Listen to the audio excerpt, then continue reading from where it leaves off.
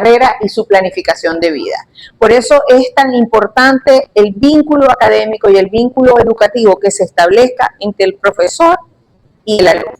Ahora bien, ustedes dirán, o sea que todo el mundo, todos los profesores tienen que ser buena gente, chéveres, reírse.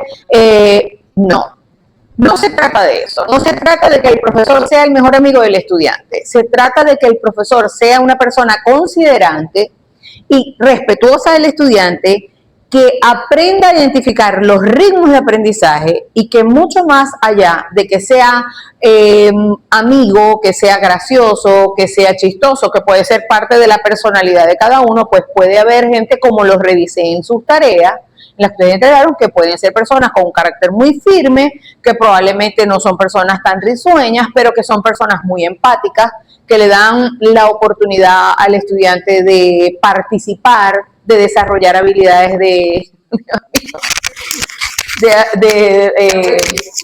estamos en vivo. Diosito.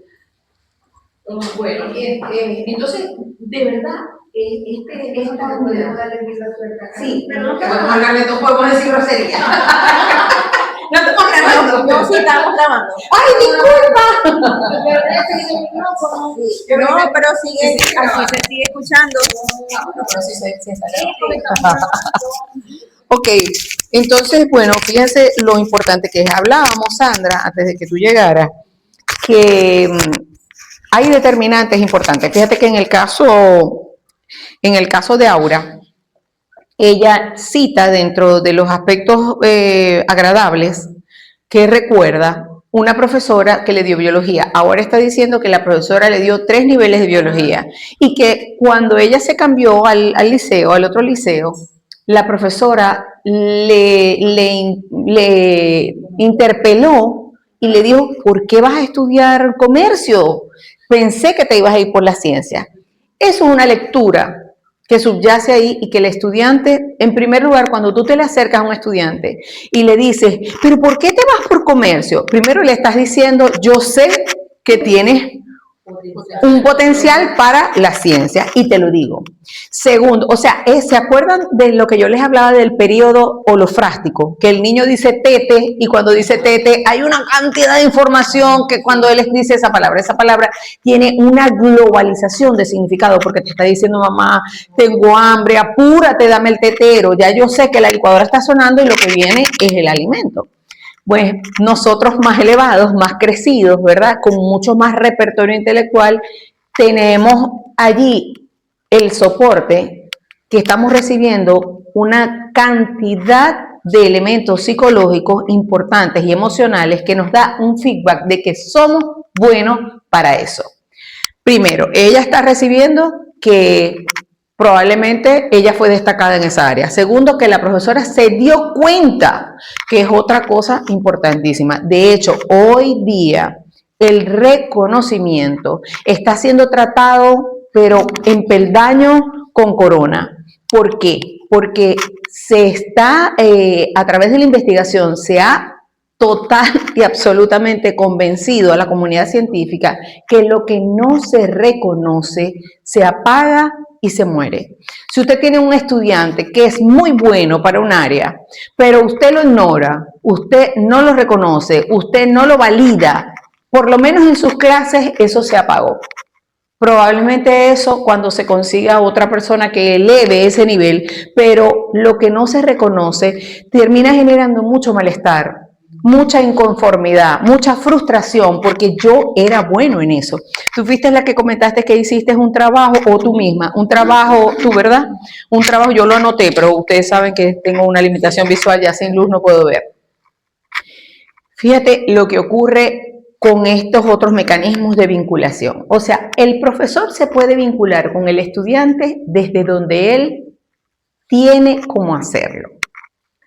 Hay unos que será a través de la jocosidad, hay otros que será, y ojo, esta vinculación se da también porque el estudiante establece un match con él por algo, ¿ok?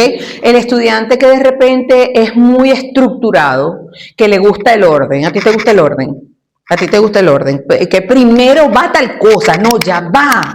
Ella decía cuando estábamos discutiendo cómo íbamos a hacer el trabajo, no, pero vamos a hacer, pero ya va, Ingrid, tenemos que estructurar no sé qué más. De hecho, ella fue la que buscó los roles y las cosas y esto después para no sé quién. ¿Por qué? Porque ese es su estilo, esa es parte de su estructura de personalidad. Entonces, ella va a anclarse, a hacer enganche con otras personas que estimulen. Eso es como una diana. Entonces, el que estimule, llegue al centro que dé al centro de esa cualidad, pues ella va a sentirse de alguna manera bien aspectada. Eso pasa, ¿verdad? También pasa al contrario, ¿verdad? El estudiante, por ejemplo, si ella es muy organizada y le gusta la estructura y un profesor viene todo desordenado y ya va, no, eso no es, ay, ¿cuál es el examen tuyo? ¿Cómo es que tú escribes? ¿Tú escribes con bolígrafo o escribes con lápiz y los exámenes? ¿Cómo es que es tu examen en rojo? Ahí hay varios elementos. Primero, no me gusta lo que no está en orden. No me gusta lo que no está en orden. Ya para mí hay una distancia. En segundo lugar, no me siento respetado cuando la gente me presenta un contenido que no está organizado.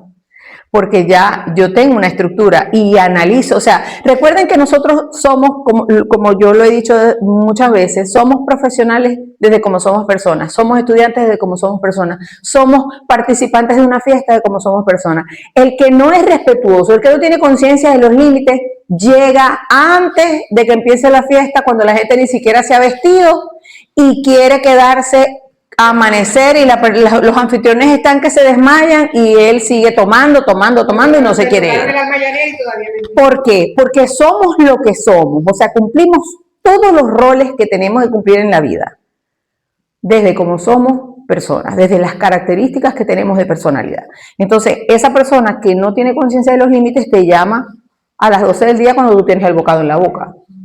Y después dice, cónchale, pero es que Aura me trató horrible. Me dijo, mira, dime rápido porque estoy comiendo. No te está diciendo nada malo, solo que tú no tienes conciencia de los límites y por tanto invades, si tú no tienes conciencia del tiempo, de los límites del tiempo tuyo, si tú le dices a una persona, para mí, lo peor que uno puede decir es, mira, te llamo mañana. Ajá, ¿a qué hora? A la hora que tú quieras. Permiso para delinquir, es eso. Si yo te digo a la hora que tú quieras y yo te llamo a las 12 de la noche, porque a esa hora me desperté, tú vas a decir, tú tienes dos opciones. Si tú no tienes conciencia, no manejas mucho los límites, eres muy laxo con los límites, me vas a responder. Pero si tú te molestas y me dices, ¿cómo se le ocurre llamarme? Devuelve el CD, devuelve la grabación, porque tú dijiste a la hora que sea. Entonces, cada una de las personas, su ejecución va a estar en función de sus propios valores, normas, procedimientos, mapas, recursos, cómo se desempeña personalmente. ¿Qué tiene que ver esto con la educación? Que nosotros tenemos, en primer lugar, que reconocer qué cualidades. ¿Cuáles cualidades? ¿De quién? Las de ustedes como docentes. ¿Por qué? Porque ya yo sé, las primeras son las mías. Porque si yo sé que yo soy ordenado, esos son como los criterios de evaluación. Y para mí eso ha sido una magia. Porque si tú llegas y no dices cuáles son los criterios con los que vas a evaluar, el estudiante está desnudo. No sabe si vas a hacer examen, si vas a evaluar, sobre todo en pregrado, eso es muy importante porque el estudiante necesita estructura. Es como cuando tus hijos están creciendo y tú les dejas poner la ropa que sea todos los días y sale el muchacho con la niñita con los zapatos dorados, el vestido largo y mami, ¿para dónde vas a desayunar, mami? Yo tengo que crearte estructura porque estás en formación, entonces te tengo que decir, esta ropa que está aquí es para estar en la casa, esta ropa es para salir y esta es la pijama. Cuando tú vas a dormir, tienes que ponerte esta ropa. ¿Por qué? Porque esa estructura te está dando, o sea, parece mentira, pero te está dando conciencia de los límites, te está dando respeto por las normas, te está diciendo las normas se hicieron para cumplirse y las normas estructuran los procesos. Toda esa información la estás diciendo, pero tú lo único que le estás diciendo, aquí está esto, aquí está esto y aquí está esto. Cuando tú llegas, ¿verdad? Así como cuando tú das los criterios de evaluación, tú tienes que decir quién eres tú. ¿Por qué? Porque si tú eres una persona seria, ¿verdad? Que no te gusta la guachafita y el juego, tú tienes que dejárselo saber al estudiante. Bueno, yo soy una persona un poco seria, probablemente no me vean haciendo muchos chistes porque no es parte de mi personalidad, pero bueno, pueden contar absolutamente con que yo voy a ser empática con ustedes, me gusta que ustedes comprendan, me gusta que la gente se me acerque y me pregunte, me gusta que ningún estudiante se vaya, no se vayan con ninguna duda, o sea, no tengan pena porque me vean seria, porque tenemos que hacer conciencia de que tenemos unos rasgos. Y hay gente que tiene la cara muy dura, o sea, que no se ríe, y todos pensamos, ay, Dios mío, tiene una cara esa profesora o ese profesor, pero no, tú tienes que desnudarte allí. ¿Por qué? Porque lo dicen ustedes aquí, y ahí voy con Sandra. Sandra, tú dices aquí, mira lo importante. ¿Cómo? Que a mí mi cara, o sea, yo sé que yo soy mala cara, mi cara. De brava. De brava, pero cuando las personas dicen, no, pero cuando Claro. yo trato me doy cuenta de que, imagínate, Bueno, con la defensa de las tesis ahora, ahora la defensa de las tesis, que tuve en la mañana y en la tarde. Y entonces yo acá sola di clase. Y entonces me dice, ay, profe, que hizo una profesora con una cara. Y le digo, ay, pero no, tranquila, es chévere. En serio, pero no parece. Fíjense, entonces eso, o sea, a veces la gente, a mí me llama la atención porque a veces la gente se impacta, ¿no? Cuando yo le digo, ustedes tienen que desnudarse el primer día, pues, ¿qué es esto? ¿Cómo que nos vamos a desnudar? Y yo, bueno, eso metafóricamente, ¿no? ¿Por qué? Porque el estudiante tiene, o sea, si tú vas a conocer, si tú quieres establecer un vínculo con esa persona y que esa persona, tú lo dijiste maravillosamente y de alguna manera todos lo escribieron, también lo escribiste. O sea, nosotros tenemos que brindar un espacio donde el estudiante se sienta libre para expresarse. Dale, mi amor. Resulta que nosotros entonces llegamos y decimos, saquen una hoja. Aquí pasan, esta es una materia filtro. Esta es una materia filtro, esta es una materia muy importante para la carrera. Tengo estudiantes que la han visto 7 veces. El promedio es el 15% de la totalidad de los estudiantes que pasan. O sea, ustedes me dirán, ¿verdad? Si yo voy a un restaurante porque tengo hambre, porque eso es lo que hace el estudiante nuestro, que tenemos que salir corriendo detrás de él a que se quede, ¿verdad? Porque hoy nosotros tenemos primero una cantidad de factores en contra de que el estudiante ingrese a estudiar en la universidad. Además que en las estadísticas, si nosotros vemos los números de la población que accede a la educación superior, aun cuando es gratuita y todo lo que me quieran decir, nos asustamos y lloramos. Entonces, después que el estudiante está aquí, tú vas al restaurante de lujo, para entrar tuviste que vestirte bien, tuviste que arreglarte, bueno, puedes ir como estabas en tu casa, ¿verdad? Y cuando entras, te sirven una comida que además que te está costando, porque te está costando, ¿no? Llegar ahí. Entonces, la comida está pasada de pimienta, pasada de sal, extremadamente cargada, extremadamente caliente que te quema las papilas. Es decir, por ningún lado tú consigues que hay algo agradable para ti. Eso pasa cuando el estudiante está allí y el profesor llega con esa carga.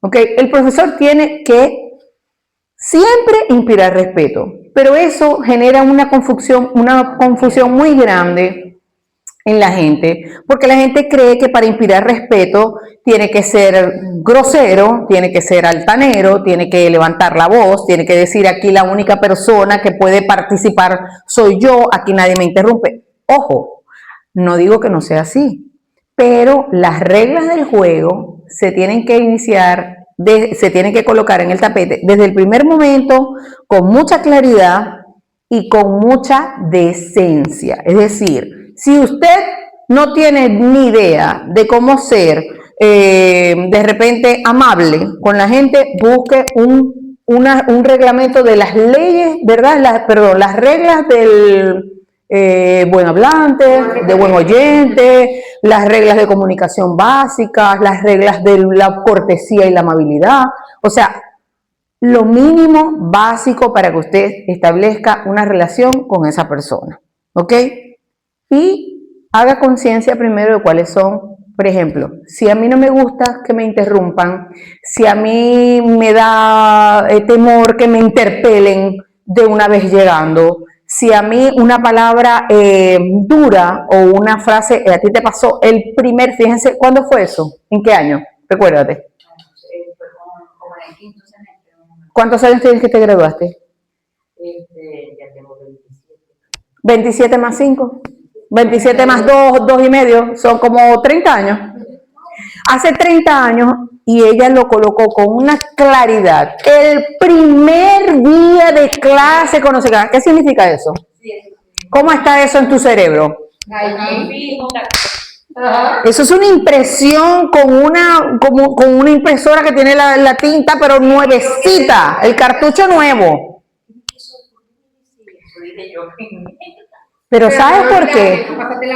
¿Sabes por qué? Porque todo lo que nos importa y nos impacta se queda guardado, se queda registrado. Entonces, ¿para qué nos tiene que servir eso? Eso es una lectura maravillosa, porque ¿para qué nos sirve? En primer lugar, para saber que si yo le hago eso a un estudiante, ¿qué le pasó a Sandra? Sandra, cuéntalo si quieres tú. ¿Quieres comentarlo tú? No, me pasó eso, que dimos la clase, ¿no? Y cuando yo me paro a preguntar, porque uno siempre profesor, mire, he visto aquí que estaban varios allí, me acuerdo, en el escritorio. Entonces, algo que no comprendiste. Sí, no, y preguntando, como decir, profesora, para el ejercicio aquí, que, como decir, para uno aprender, ¿no? Porque, claro.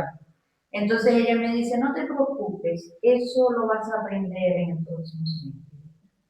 Ella me dijo, eso lo vas a aprender, sí, algo así, como en el próximo semestre. Y yo quedé como que, no entendí, ¿por qué me dice? Dije, yo me moví así como que, ¿por qué me dice eso?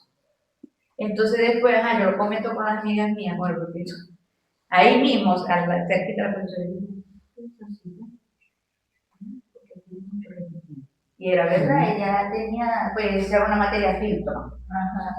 Que lo cómico que yo veo ahora es que yo la estoy dando. Las cosas de la vida, pues. ¿Sabes qué es eso? O sea, te voy a repetir. No son las cosas de la vida, son las cosas del cerebro. ¿Ves? Nada en la vida ocurre por casualidad. O sea, tú estás donde tienes que estar para sanar lo que te pasó. No era una mala profesora ni nada. Correcto. Pero realmente en esa materia se queda mucha gente porque a mí me está pasando. Pero es la actitud, pues uno no le puede, pienso yo, pues uno no le puede decir eso al estudiante, no le puede decir, traten de prestar atención, bueno, así hago yo, traten de prestar atención, si no entienden algo me pueden preguntar, ya sea por WhatsApp, pero quieran. Porque realmente esta materia es un poco difícil y hay personas que se quedan, pero se quedan porque no estudian, tienen que estudiar. Pero yo no le puedo decir a la alumna de una vez, no. Vas a ser repitiente. Entonces, mira, exacto, mira lo importante que es. Y nosotros tenemos que mira, un poquito nada más dura, 32 años, 35 años, nada más dura eso en la memoria. Eso va a durar toda la vida. Eso va a durar, pero fíjate, porque nuestro cerebro recuerda lo que realmente fue significativo para tu vida. Entonces, yo creo que siempre nos tenemos que preguntar, ¿qué estamos haciendo aquí? ¿Y qué queremos que se quede en la mente del que nos conoce? ¿Ok? Si ustedes quieren ser mala gente y que la gente las reconozca, porque hay gente que abandona la carrera, porque hay un nudo allí. O sea, yo voy a hablar de mí, o sea, particularmente a mí no me gustaría jamás irme a la caja, a la tumba, con una deuda de honor de ese tipo, de que una persona, o sea, por lo menos conscientemente, intencionalmente, abandonó una carrera o abandonó un proyecto de vida importante por algo que yo hice intencionalmente. Porque no me puedes decir que cuando yo te digo, o sea, eso es sarcasmo, eso es cinismo y eso es inefectivo. O sea, y tengo un estudiante que va empezando la materia. O sea, yo tengo que decir, por eso, disculpa Sandra, para cerrar la idea, por eso yo tengo que desnudar mi personalidad, mi materia. Ojo, esto no tiene que ver, o sea, cuando yo digo desnudar mi personalidad, no estoy diciendo que ustedes tengan que intimar con el estudiante. No es que, ay, no, mira, yo a los 7 años, mi abuelo me dio una cachetada que me partió el cuello, los 4 dientes y tengo un trauma y desde ese momento estoy en terapia. No, eso no se trata de eso. O sea, nosotros estamos cumpliendo un rol profesional y vamos como profesionales. Pero como profesionales nosotros tenemos que decir, por ejemplo, en mi caso, yo siempre digo, bueno, yo tengo una disminución visual importante y no crean que es que a veces soy invasiva de tu espacio, sino que para ver, si la gente habla muy despacio, yo tengo que acercarme y le digo, discúlpame que me aproxime mucho, pero yo necesito verte, ¿ok? Verte para escucharte, porque yo estoy acostumbrada a ver a los sordos y ya sé por dónde van los tiros con la lectura labial, ya sé qué dice tu cuerpo, o sea, también un poco de mi condicionamiento, ¿no? De lo que yo me he formado. Pero eso es importante decírselo a la gente, porque, por ejemplo, en el caso hay gente que dice, estás invadiendo mi espacio personal, si te pones muy cerca. Y si estás en otro país, te meten preso por abuso, ¿no? Porque tienes contacto con otra persona, o con una persona desconocida y estás invadiendo su espacio. Entonces, querías decir algo, Sandra, disculpa. Que eso también me ocurrió en bachillerato. Lo que pasa es que yo pensé que fue, yo no soy de que no recuerdo mucho, ¿verdad? Pero como dice usted, tal vez esas cosas me marcaron. En una oportunidad de bachillerato también me pasó así. Yo salí muy bien en el primer examen, saqué 20, la profesora así como que, felicitaciones, bien. Pero para el segundo examen, yo no pude estudiar nada, yo era muy caretrera. Y entonces, yo presenté el examen, pero yo sabía que iba a salir mal. Y de hecho fue así, cuando la profesora me entregó el examen, me imagino que así como me felicitó, me dijo, Sandra la raspada, así delante de todo.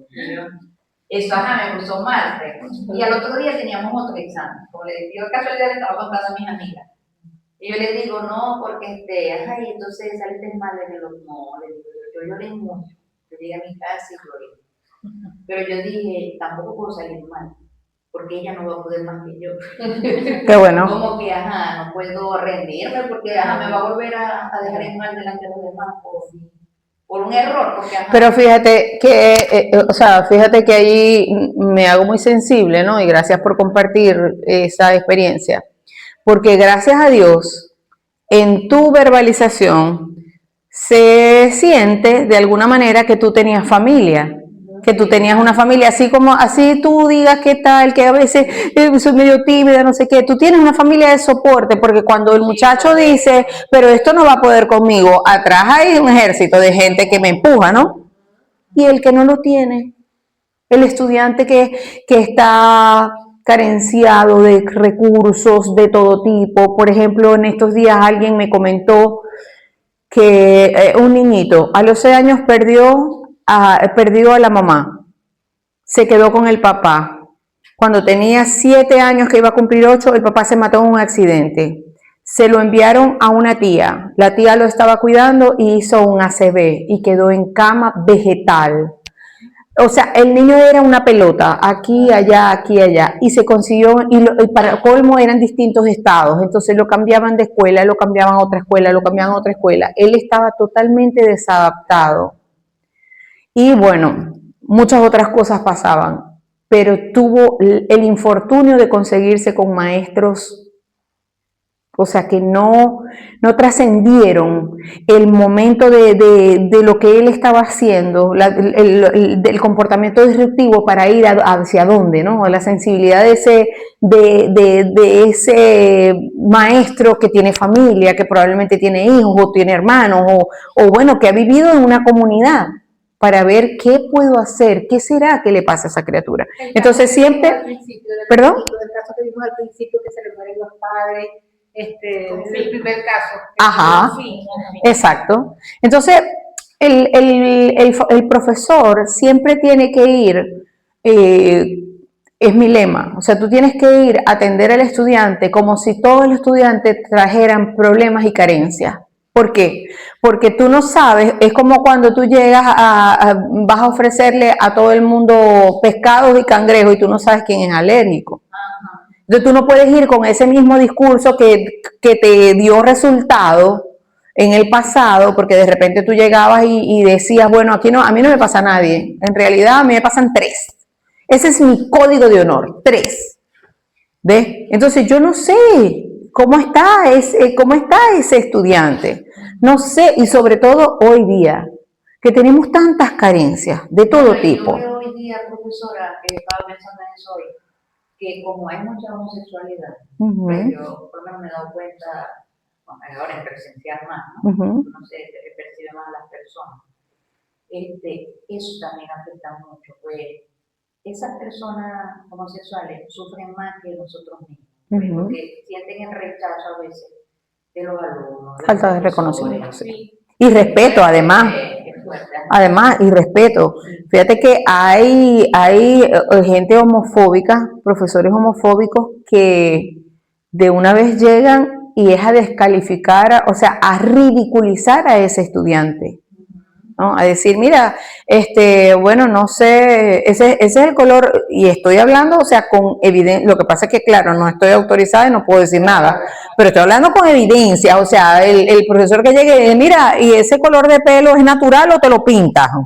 O sea, con una cara así porque es diferente que yo vea a un estudiante y le diga, mira, ese color es natural, o tú te pintas el cabello. Es diferente porque ahí te estoy diciendo, me parece chévere, ¿no? Es como los sordos.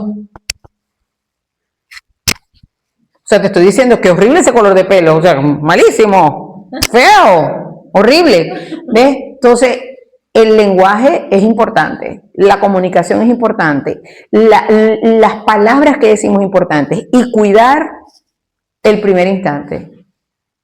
La primera clase es fundamental. O sea, si usted estaba desmoñado, no tiene dinero, no se pudo arreglar, tiene una camisa rota y tal, vea cómo hace. Fíjate que tú contaste una experiencia que me llamó mucho la atención, que tú dijiste que venías sofocada, no sé qué, y traías la camisa en el carro y una franela y una cosa en estas clases.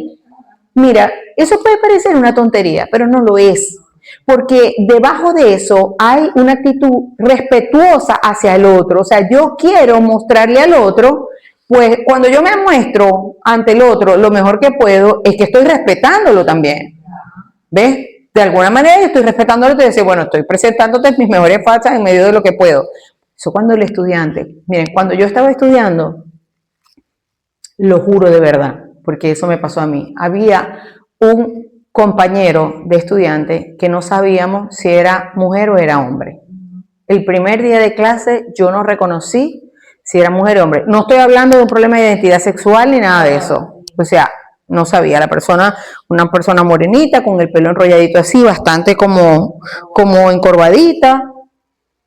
Y gomas, camisa y jean. La primera clase yo también ustedes saben, el primer día de universidad cómo es, más los que venimos sobreprotegidos del colegio privado, no sé qué más que nos llevan y nos traen. Yo estaba bueno, pues, que me temblaban hasta las pestañas. Y no supe.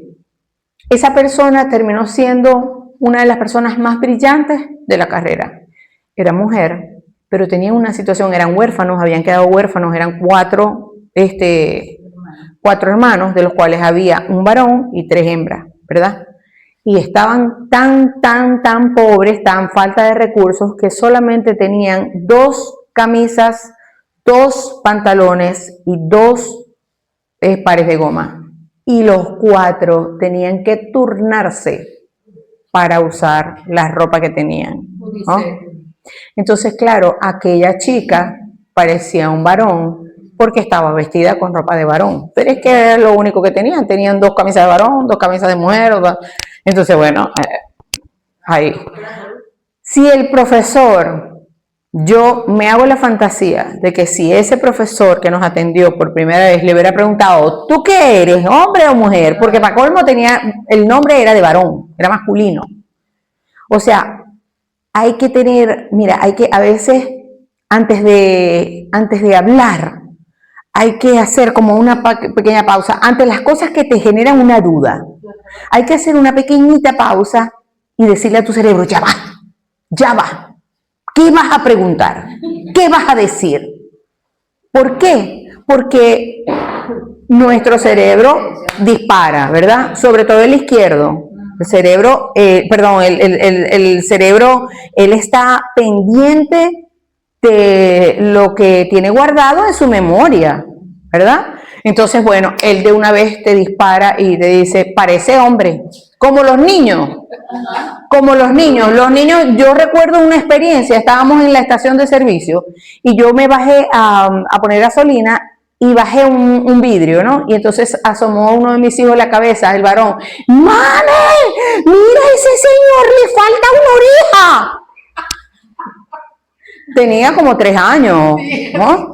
Y el señor pasó por aquí y tenía una sola oreja. Entonces, claro, el niño es espontáneo, no tiene filtro. Nosotros cuando crecemos, a medida que crecemos, pues aprendemos a maquillar las cosas, ¿no? Entonces vemos que alguien viene con unos colores súper estridentes, que lo que le falta es la naricita de payaso, porque realmente parece un traje de payaso, y la persona se acerca y te dice, ay, mira cómo estoy, me vestí muy rápido. No, linda, estás bellísima. Es colorida, qué alegre te ves. Aprendemos a maquillar esas cosas, los niños no. ¿Por qué? Porque nosotros empezamos a matizar las cosas, pero a veces el cerebro de nosotros es travieso y te quiere, sobre todo buscando tus valores, los aprendizajes previos, él te va a soltar algo. Por ejemplo, si tú eres muy recatado, si vienes de una formación muy ortodoxa, ¿verdad? Cuando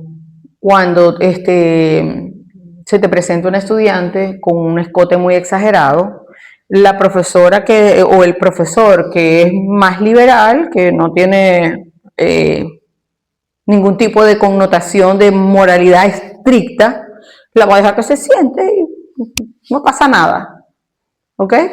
No pasa nada, pensará, bueno, ella está exhibiéndose, va a tener que aguantar que la gente la mire, ¿no? Pero otra persona puede prohibirle el paso al salón, decirle... A mis hijas le hacen eso. No puede... A mi hija, pues, no solo hacen a ella, sino que ella me comenta que si van en franelilla, por decir... ¿Dónde estudia? En la UNED. Sí.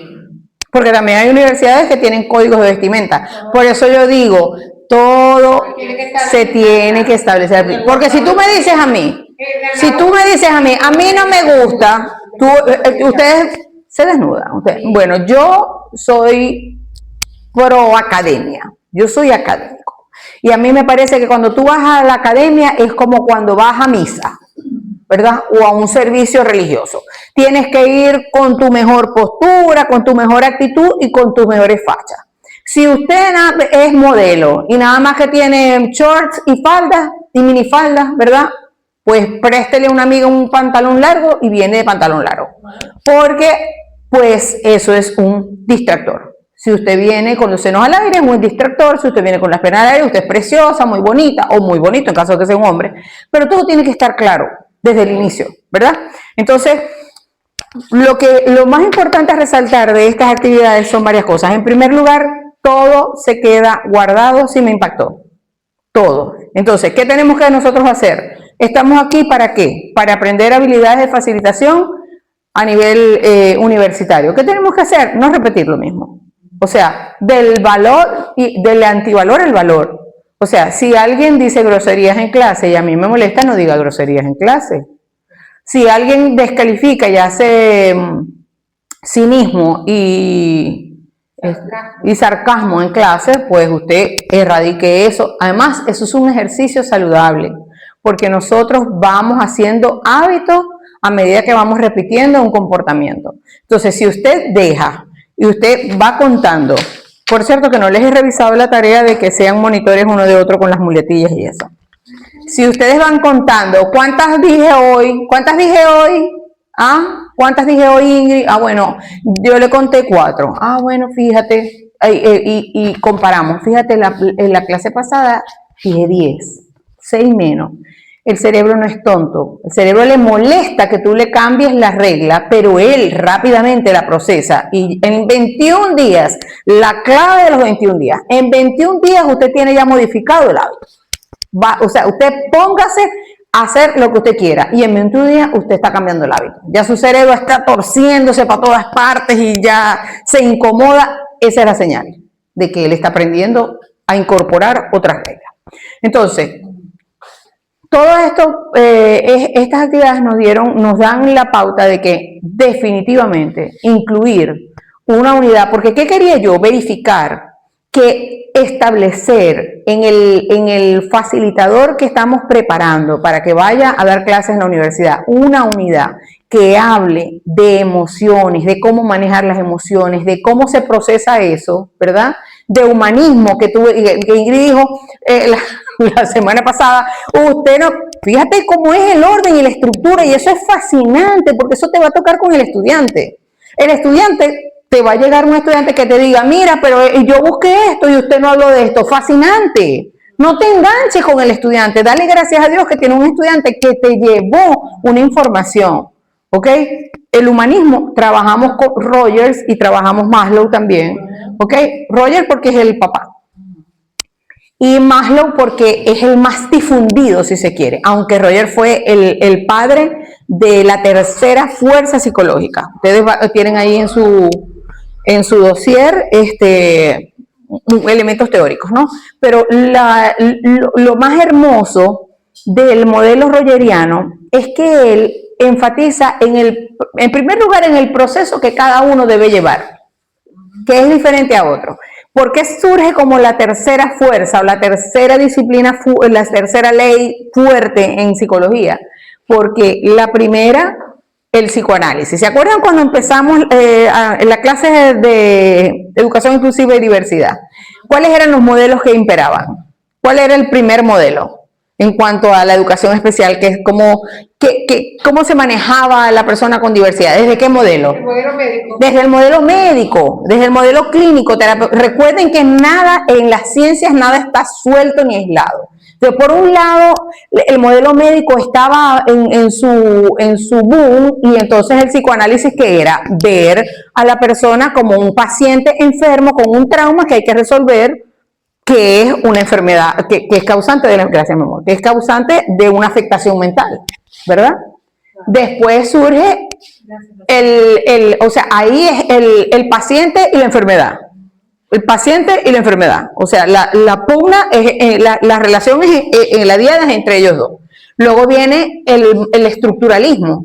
Entonces, ahí le doy, y si quiere, Pepito, del Pepito. Mira, después viene el conductismo, ¿verdad? ¿Por qué? Porque empezamos y vemos en las universidades las famosas escalones, ¿cómo se llaman esas? Las tarimas, las famosas tarimas, porque se establecía una estructura, una jerarquía de poder incluso. ¿Ustedes no se acuerdan de una frase que duró mucho, que gracias a Dios ya no sirve? Que decían, el que tiene el conocimiento tiene el poder. Ya nadie tiene el poder, ya nadie lo tiene, porque nadie es dueño de ningún conocimiento. Ya todo el mundo. Mi frase, y sin embargo, todavía aplica un poquito la vigencia. Aplica para algunas cosas, Claro. aplica para algunas cosas, pero ya todo el conocimiento es el dominio público, ¿entiendes? Antes, por ejemplo, en la época de nuestros... Claro, y por ejemplo, en el caso de la época de nuestros bisabuelos y tatarabuelos, o sea, el que tenía una profesión era el rey del pueblo, el rey de la comunidad. Ay, no, y viene el doctor, y el maestro también. O sea, viene el maestro. Es más, al maestro no se le decía su nombre, se le decía el maestro. El maestro, no, ahí está el maestro.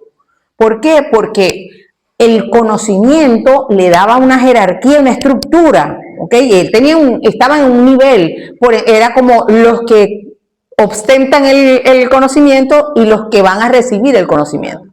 ¿Ok? Esa es la segunda fuerza. Y la tercera fuerza es el humanismo. ¿Por qué? Porque Roger empieza a darle un sentido de actualidad a la gente, a libertarla, a decirle, no, es que no necesariamente el ambiente, porque por ejemplo los conductistas estaban soportados en que nosotros, tabula rasa, ¿se acuerdan? Que nosotros venimos sin nada y somos moldeados por las cosas que nos ocurren y nuestras respuestas son en función de lo que nos... O sea, si a ti te maltratan, entonces tú eres la evidencia y la respuesta y tus comportamientos van a estar influenciados por el maltrato. Eso no necesariamente es así. El humanismo te dice, primero hay un principio de actualidad, de actualización, o sea que el organismo vivo, ¿verdad? Y más aún el ser humano, está siempre buscando actualizarse, mejorar, crecer, desde la misma esencia biológica. Biológicamente nosotros nacemos muy dependientes de la madre, pero prontamente vamos evolucionando. Es más, la biología dice, el ser evoluciona, ¿verdad? O se desarrolla en una relación centro-periferia, céfalo-caudal, es decir, vamos desarrollando el primer control más importante de la vida del ser humano es el control cefálico, el control de la cabeza. Un bebecito que ustedes ven y tiene 4 meses y todavía no controla la cabecita y tú le tienes que poner la cabecita como si estuviera recién nacido, el brazo, tú dices, aquí está pasando algo, porque el bebé tiene que controlar la cabeza. Y a medida que va controlando la cabeza, el segundo control motor importante es el tronco, que no lo dejes solo porque se cae en la cama, porque ya es rota, ya se da vuelta. Y después, cuando tú vas a ver, ya el muchacho a partir de los 9 meses está ya madurando para la bipedestación y puede caminar con apoyo. Centro-periferia, ¿por qué? Porque primero controlamos esto de aquí, ¿verdad? Y lo último en desarrollar son las habilidades motoras finas. Es decir, tú vas al preescolar y no te dan una tijera punta aguda. ¿Por qué? Porque todavía no tienes motricidad fina desarrollada. Entonces, de la cabeza a los pies y del centro a la periferia. Exactamente lo mismo ocurre en el humano. Siempre vamos adelante, siempre vamos a desarrollarnos y siempre queremos más. A medida que vamos alcanzando una necesidad, queremos otra. Y se nos presenta otra y se nos presenta otra. Y Maslow, ¿verdad? Entró en esa sintonía. Entonces, esa termina siendo la tercera fuerza de la psicología, el humanismo. ¿Por qué es importante? ¿Por qué será importante esta visión de la inteligencia, perdón, de las emociones y el humanismo dentro de un aula de clase? ¿Por qué? Porque nuestro aprendizaje se va a ver condicionado por las emociones que tengamos, de cierta forma. O sea, yo no voy a recibir el aprendizaje de una misma manera si me encuentro totalmente triste, sentimental, a que si me encuentro proactiva, o sea, alegre. El conocimiento nunca va a entrar igual. Sí, el aula es rígida. Cuando hay dolor, lo decía, lo estudiamos que cuando hay dolor, el aprendizaje no llega, no se queda, pues. Entonces, necesitamos que el estudiante, independientemente de las posibles cosas que esté viviendo en su vida, que son cosas que no podemos nosotros controlar, o que tenga cierta limitación, necesitamos que por lo menos esté estable emocionalmente para que pueda recibir. Correcto. Excelente. Es importantísimo la condición emocional del estudiante. Por eso hay 2 cosas importantes que yo siempre digo 2 cosas. Y son más de 2 cosas. Es una muletilla, yo creo. Pero fíjense, ¿cuál es la importancia del humanismo? ¿Por qué le da la mano al desarrollo de las emociones? Porque el humanismo está soportado sobre la libertad que tiene el individuo a decidir cuál es su ruta, qué es lo que quiere hacer. Entonces, tú eres libre de estar en este salón de clase y tú eres libre también de quedarte si el profesor te está descalificando o si el profesor te maltrata, ¿verdad? La libertad de elección es neta y absolutamente humana y tú tienes libertad para eso.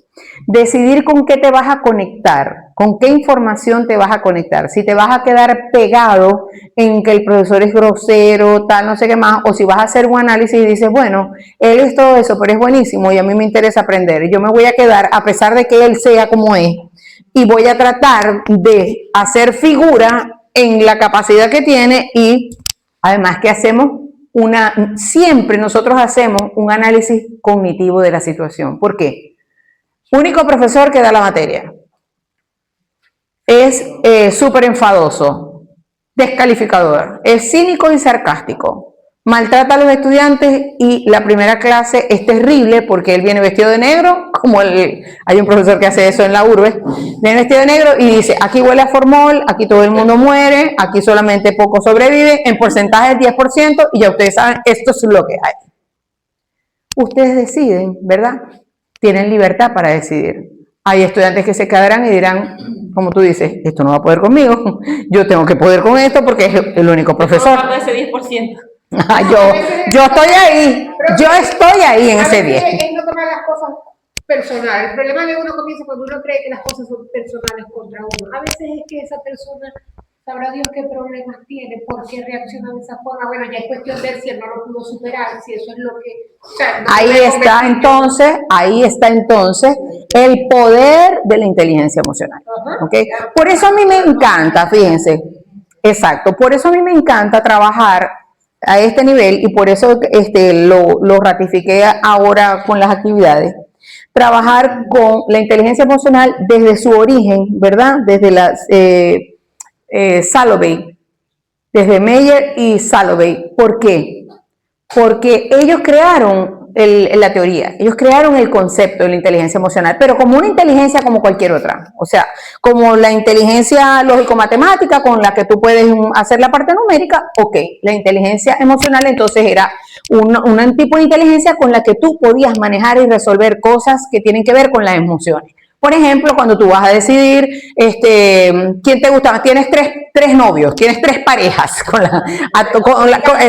tres candidatos. Bueno, hay quienes tienen tres parejas, pero tienes tres candidatos y entonces tú tienes que ver con cuál te quedas.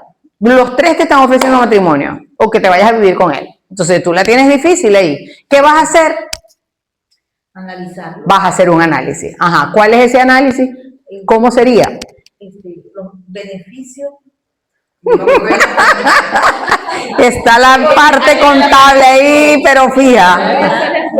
La Claro. utilidad, el rendimiento. Rendimiento, utilidad, costo, beneficio. La capacidad instalada, o sea, ¿cómo me veo yo en el tiempo con esa persona? La vida Correcto. útil. La vida útil, exactamente. Correcto. A los 40, ¿cómo va a ser? Si se comporta así, a los 40, ¿qué tal? Si me trata así, vamos a ver, porque a veces puede ser que este tenga más y este tenga menos. Todo es lógica, y ahí no hay... Pero fíjate que en la lógica, excelente tu acotación, ¿no? Porque nosotros pensamos que cuando hacemos una evaluación emocional solamente hay emociones. O sea, solamente hay emociones. No, el cerebro no se aísla, el cerebro está conectado. Cuando tú recuerdas un evento que fue muy importante, claro, ¿dónde está guardado ese evento? Ese evento está guardado en la amígdala. Está ahí guardado porque ella es la que tiene el control del registro emocional significativo en tu cerebro. Pero ¿qué pasa? Que cuando tú evocas eso, ¿qué haces? El recuerdo está ¿dónde? Está en el cerebro que archiva las cosas tal como son, no en el cerebro que crea, en el cerebro lógico racional. Porque cuando un recuerdo, ¿qué pasa con un recuerdo? Tú no lo puedes modificar. Tú no puedes decir, ay, bueno, voy a acordarme del día de mi boda, pero como el vestido era muy blanco, así, yo me lo voy a poner fucsia. Y me imagino así, no, o sea, todavía no tenemos la capacidad de meterle a la vida la inteligencia artificial para hacer esos cambios, ¿verdad? Entonces lo evocamos con lógica, ¿ok? Por eso, cuando los modelos de inteligencia emocional evolucionan, a mí me encanta el modelo de Susan Davis, porque Susan Davis pareciera que le mete inteligencia artificial, ¿verdad? Le mete inteligencia artificial a la inteligencia emocional. ¿Por qué? Porque hace una metacognición de las emociones, que es parte de lo que tenemos que hacer, porque las emociones están ahí guardadas y son parte de nuestra estructura del ser. Ya tú tienes, como lo diría Barroso, ya tú tienes mapas para todo. Tú aprendiste desde pequeño, por ejemplo, se murió Dios cuide, la mamá de tu mejor amiga. ¿Qué haces? Rápido, te avisan ya ahorita. Me voy donde está mi amiga. Te vas a donde está tu amiga, ¿verdad? Me voy donde está. Ajá.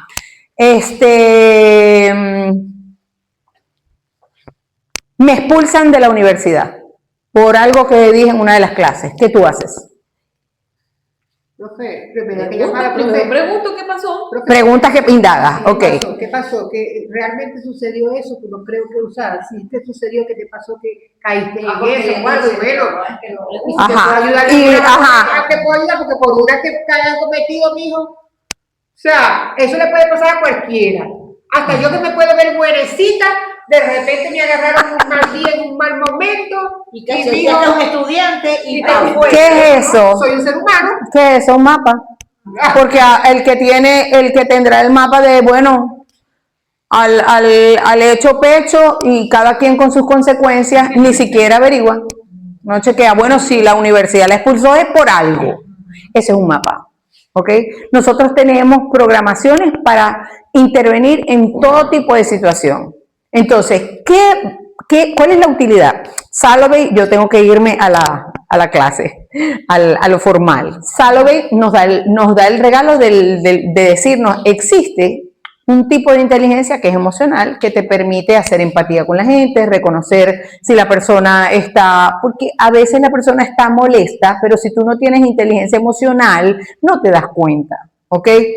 Porque la persona te puede decir, ajá, Ingrid, yo te acabo de raspar, te acabo de decir que bueno, Ingrid, tú eres brillante, tienes muy buen desempeño, pero me parece que la ejecución, el tipo de estructura que utilizaste para resolver el examen no es apropiado. Para mí, debes repetir el examen. Te voy a poner 0-1 en este examen y te doy la oportunidad de que lo repitas.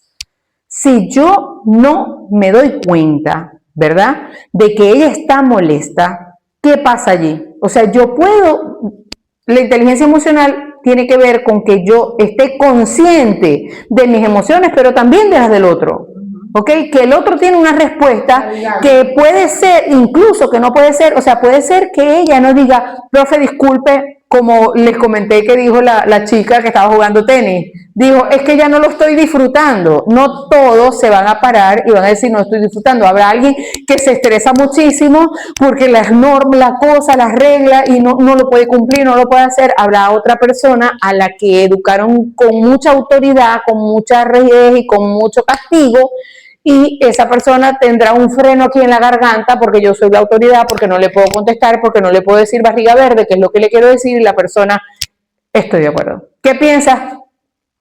Estoy de acuerdo. ¿Estás consciente de que aplazaste? Sí. Si esa persona está, el cuerpo te va a decir, pero si tú no eres inteligente emocionalmente, no lo vas a ver. O si tienes alguna condición que te lo impida, ¿no? Que también puede ser, por ejemplo, hay personas que no están conectadas, muy conectadas, y eso tiene que ver con algunos trastornos, que no están conectadas. Dicen que los psicópatas, ¿cómo se llaman estas personas que son, me hace falta el auxilio de nuestro abogado, que es hijo del neurólogo. Estas personas, los narcisistas. Dicen que el narcisista no siente ninguna compasión por la emocionalidad del otro, así el otro esté desgarrándose de dolor. Entonces, eso puede pasar también. Luego viene esta consideración de Salovey. Ellos nos abren la puerta, ¿no? Nos dicen, existe la inteligencia emocional y nos sirve como cualquier tipo de inteligencia para resolver problemas de tipo emocional. Bueno, me quiero casar, tengo 2 novios, ¿qué es lo que voy a hacer? Bueno, este me gusta, me besa rico, mi papá lo quiere, mi mamá lo quiere, es un muchacho maravilloso, me trata bien, quiere tener hijos y tiene plata. Ok, el otro, bueno, me encanta, me derrito cada vez que lo veo, me parece que es una persona fascinante, baila muy bien, es celoso, pero no importa porque no me hace escándalos en la calle, pero no tiene dinero. Entonces yo hago el análisis. ¿Qué es lo más importante para mí? Eso tiene que ver con una decisión de los valores, la personalidad, lo que la persona quiere hacer, y ahí hay una solución donde la inteligencia emocional va a tener que media, así no queramos, ¿ok? Luego viene Goleman y le da popularización, o sea, el que conoció, el que es más o menos contemporáneo conmigo, que tiene algunos entre 50 y 57, 58, 50 y 60 años, conoció a Goleman, porque Goleman fue el boom de la inteligencia emocional. Entonces Goleman hablaba de la importancia de la inteligencia emocional para la capitalización del éxito, de las emociones, de las interrelaciones. Él decía, lo más importante es la inteligencia emocional, porque si el gerente no es inteligente emocionalmente no va a ser exitoso, no va a tener empatía con la gente, no vas a seguir escalando porque no tienes un rapport adecuado con la gente, con las personas. Y luego yo me tropiezo con este enfoque de esta psicólogo que para mí es la metacognición de todos estos dos enfoques, donde ella ve desde arriba las emociones y dice, bueno, definitivamente los humanos tenemos que ser ágiles emocionalmente. Tenemos emociones, todos las tenemos, pero ¿qué vamos a hacer con eso? Las emociones no se deben controlar, no se pueden controlar, porque eso es contraproducente para nosotros. Tú puedes hacer eso una vez. Por ejemplo, tú discutiste fuerte con Emmanuel, porque Emmanuel se rebeló y dijo, bueno, a partir de este momento no voy a tocar más ningún instrumento y voy a estar 3 años sin estudiar, porque me voy a dedicar a la producción musical, pero en papel, y voy a hacer un ejercicio de interioridad musical. 3 años me aparto de todo. Entonces, me imagino que su mamá, pues como toda mamá, que quiere que los hijos avancen y tal, va a estar un poco molesta con él, ¿verdad? ¿Qué dice Susan Davis? No pasa nada si ella trae esa rabia, esa molestia de una discusión que tuvo con un cliente, de un problema que tuvo con un negocio, con una de las empresas que ustedes manejan, o con un profesor, o con un estudiante. No pasa nada si ustedes llegan aquí y dicen, no pasa nada, yo estoy muy bien, eso quedó allá, yo no voy a pensar más en eso, yo me pongo aquí en mi clase y eso no pasó. Eso está bien si pasa una vez, ¿ok? Yo puedo anular que algo me está pasando una vez, ¿verdad? Pero ¿qué dice Susan Davis? Si tú utilizas eso como una herramienta permanente, ¿verdad? Va a ser muy inefectivo. ¿Por qué? Porque negar las emociones las amplifica. El ejemplo que ella da, que me encanta, ella da un ejemplo de la torta de chocolate. Ella dice, eso es como tener un trozo de torta de chocolate al que le gusta el dulce y el chocolate, tenerlo en la nevera y decir, yo no me lo voy a comer. Ahí está esa torta de chocolate, pero a mí, yo no me la quiero comer. A mí no me gusta la torta de chocolate. Es más, yo estoy a dieta, no me lo voy a comer. Pero sigo pensando en la torta de chocolate. Y cada vez que paso por la nevera y me da el olor al chocolate, siento ganas de comérmelo. Y tengo la tentación. Si yo niego que la torta está ahí, eso no hace que la torta no esté ahí y que yo no tenga ganas. ¿Qué va a pasar? Que probablemente yo me pare a las 12 de la noche, a la 1 de la mañana y le dé un pellizquito a la torta. O me pare en la mañana y diga, bueno, como en la mañana no hay tanto problema con la insulina y todo este mecanismo del azúcar, entonces yo me la como con una taza de café. Eso se llama el fenómeno de la amplificación. O sea, una cosa que usted no resuelve, que usted cree que está ahí, ¿verdad? Tapada. Ah, bueno, yo tengo un trabajo, te preguntan, mira, ¿qué pasó? ¿Cómo te va en el matrimonio? Bueno, ahí tú sabes. Es como la obra de Mimi Lazo. No seré feliz, pero tengo marido. Bueno, ahí tú sabes. Bueno, tú sabes, él tiene sus cosas, sus detalles, pero bueno, seguimos adelante. Y vuelves a ver a la persona dentro de 15 años. Mire, ¿qué pasó? ¿Cómo estás? ¿Todavía estás casada? Sí, bueno, tú sabes. Él es así, es decir, si tú niegas una situación que te causa, que te deriva una situación emocional, eso te hace daño, es inefectivo porque eso crece. Y más allá de eso, lo que pasa es que cuando tú estás tratando de controlar, por eso lo peor que podemos hacer con una emoción es controlarla, porque lo que pasa cuando tú controlas, estás tratando de controlar una emoción que no se te salga de tus cabales, ¿verdad?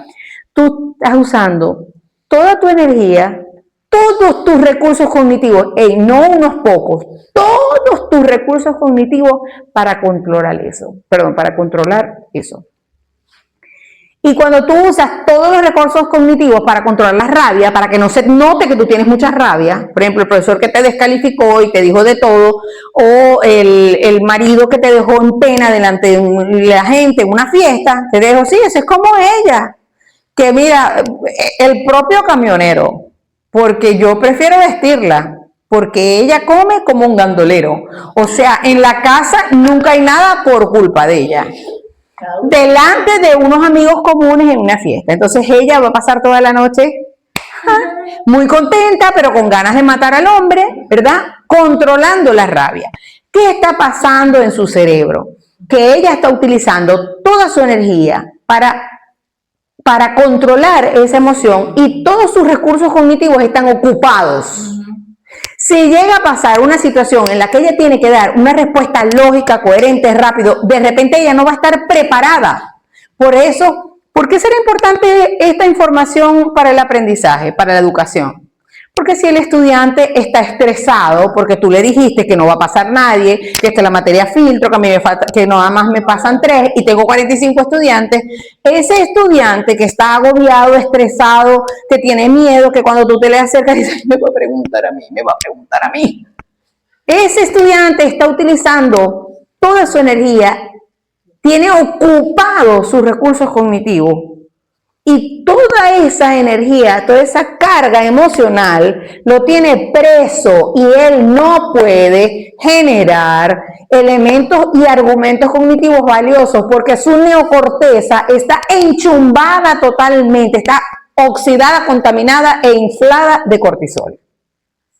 Entonces, será importante trabajar las emociones con los estudiantes, será importante crear un clima de libertad, donde el estudiante se sienta que puede hablar, que no importa que se equivoque. Es más, o sea, cuando alguien te llega, por ejemplo, mis hijos llegaban, cuando estaba empezando fútbol, el chiquito, me decía, mami, el profesor dice que yo soy muy malo jugando fútbol, que yo voy a jugar con tierra.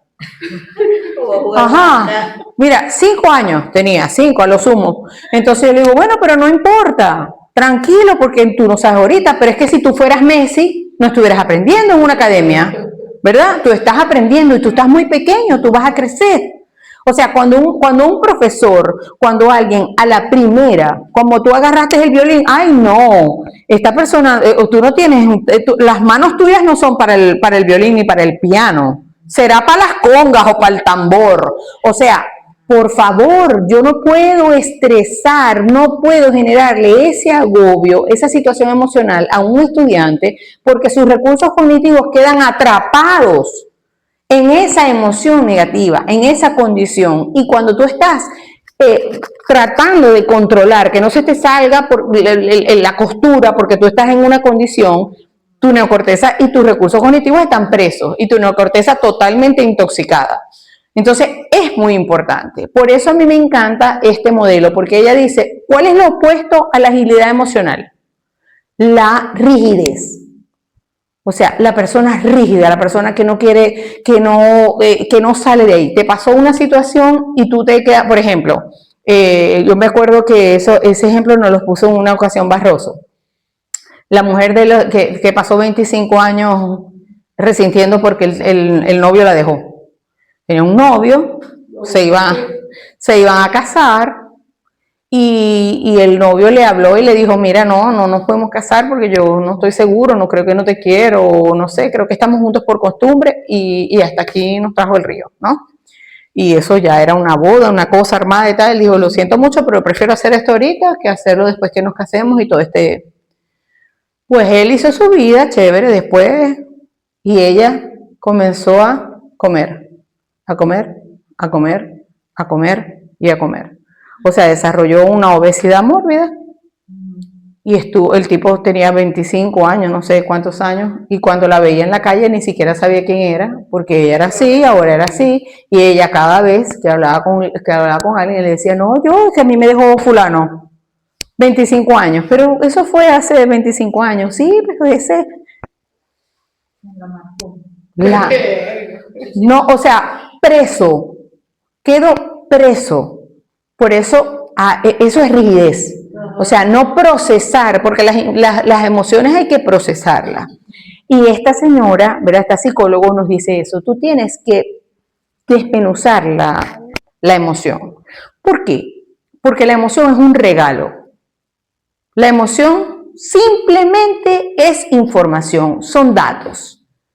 Y si nosotros le metemos la percepción allí y somos agudos para analizarla, vamos a sacar grandes ventajas de allí. Por ejemplo, dime algo que te haya molestado mucho entre ayer y hoy, algo que te genere rabia, que te haya generado rabia, aunque sea un detalle pequeño.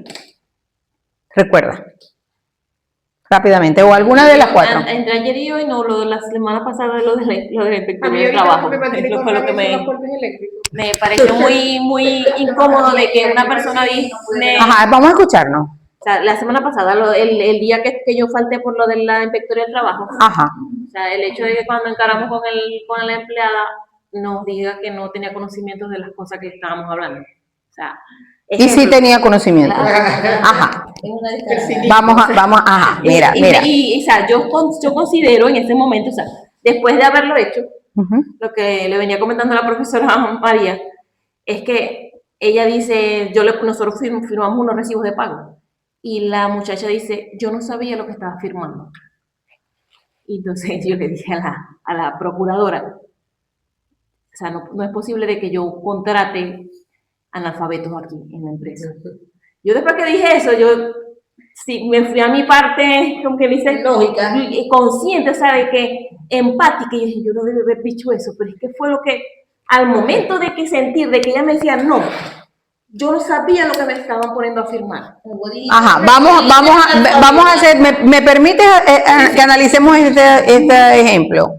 Es un ejemplo bellísimo para analizarlo con Susan Davis. En primer lugar, ella dice, las emociones te dan información, no te dicen qué hacer, te dan un dato, ¿ok? Y tú tienes que analizar ese dato. Ajá. Primer dato. La muchacha, la empleada dice, no tenía conocimiento de eso. Y la muchacha sí tenía conocimiento. Entonces, cuando alguien dice que una cosa, pero yo sé, ella está mintiendo, ¿verdad? Ella dice una cosa y tú sabes que es otra, miente. Ajá. ¿Qué está por debajo ahí? ¿Qué te indigna a ti? ¿La opinión de ella o lo que representa su opinión, que es una mentira? Es lo que representa su opinión. Ajá. Entonces, primera información se está metiendo con un valor. Porque a lo mejor no es igual, no le impacta igual a un contrabandista. O a lo mejor no le impacta igual a una persona, no sé, que se gana comisiones estafando o de manera poco lícita. Pero como ahí lo que sale es que ¿qué me está molestando? La mentira me molesta, ¿verdad? ¿Por qué? Porque cuando la mentira me molesta es que para mí es un valor o un antivalor. Un valor, obviamente. Entonces, ella está usando el antivalor de la mentira, pero como para mí es un valor, me saca roncha y es lo primero que me molesta, ¿verdad? Me molesta que ella diga tal cosa. Luego dice, yo firmé los recibos sin saber que estaba firmando. Ajá, ahí hay otro valor que se está trastocando. Hay un valor tuyo. ¿Qué valor sería? Primero el de la responsabilidad, porque por explicarle al empleado qué es lo que está firmando, o sea, el conocimiento de lo que estoy entregando. Bienvenida, adelante. Ajá. El respeto, empezando por allí, o sea, respeto de mi trabajo, porque si yo te estoy entregando una información y está clara lo que te estoy entregando, ¿por qué vas a decir que no sabes lo que estás firmando? Correcto. O sea, para mí fue el respeto. ¿Y tu verbalización cuál fue? Otra vez, dímela. Es lo del alfabeto. Ajá. Entonces, fíjate, para mí es muy importante el otro, ojo, yo estoy haciendo desde afuera monitoreo, ¿no? Aquí, otra cosa importante es que para mí es muy importante la información clara, las reglas claras en el juego, en el trabajo. O sea, no andar con informaciones guabinosas, ni que se puede ser o no. O sea, la información está clara, tú la tienes clara y yo también. Por lo tanto, si tú aceptas el trabajo, estás entendiendo que hay reglas claras que cumplir, ¿verdad? Entonces, ahí hay otro valor. ¿ok? El valor de la transparencia. O sea, está la verdad y está la claridad y la transparencia. De hecho, que nadie se ve una persona muy respetuosa, ¿verdad? Y muy comedida, y su verbalización fue como un cinismo, un sarcasmo, ¿verdad? Pero que fue producto de que ahí, mira, te metiste con un mapa mío, me chocaste el mapa, no se te salió la clase, se te salió el mapa, ¿ok? Claro, Esa es la otra información. dando a entender al funcionario que los está atendiendo que ella la estaba engañando. Claro, ahí el valor más importante es la honestidad, la transparencia, que se la está atacando. Yo no sabía que era retrasada. No, yo Ah. no. Ok, entonces fíjense, ¿qué dice Susan Davis? ¿Qué dice Susan Davis? Aquí, ok, en cada situación. Cuando tú descubres, ok, ¿por qué te dio rabia? ¿Ok? O sea, porque no es que, no me dio rabia porque la muchacha mintió. Sí, está bien, pero realmente te dio rabia porque hay un valor tuyo que están atacando, te están atacando porque están atacando tu integridad, tu valor.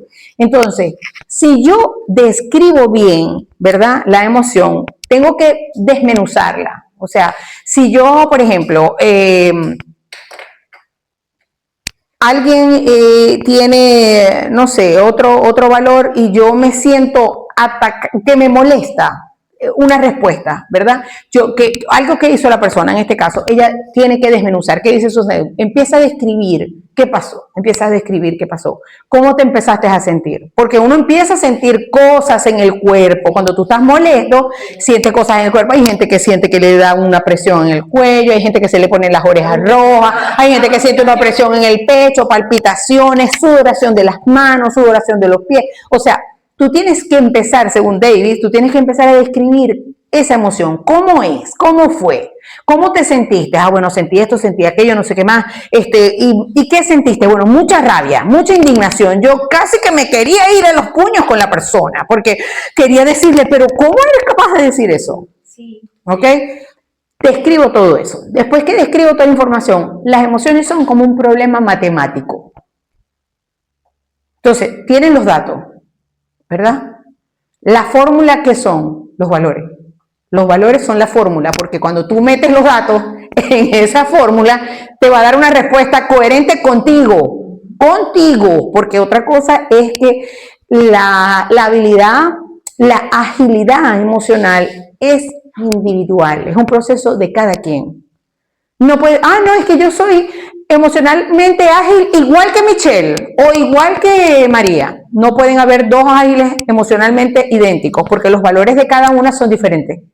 Aunque estemos en una misma comunidad, aunque estemos en un mismo país, aunque estemos incluso entre hermanos, en una misma familia, un hermano tiene un valor y otro tiene otro. Por ejemplo, un hermano puede estar muy conectado con la superficialidad, la pantalla, el aparentar, y el otro puede ser muy humano, son de la misma familia, de la misma madre, del mismo padre, y tienen distintos valores. Entonces, la fórmula, ¿verdad?, es distinta también, porque yo no puedo medir con la misma fórmula todas las respuestas. Entonces, Susan dice, describe, desmenuza la emoción. Después, pregúntate tus por qué. ¿Por qué me sentí así?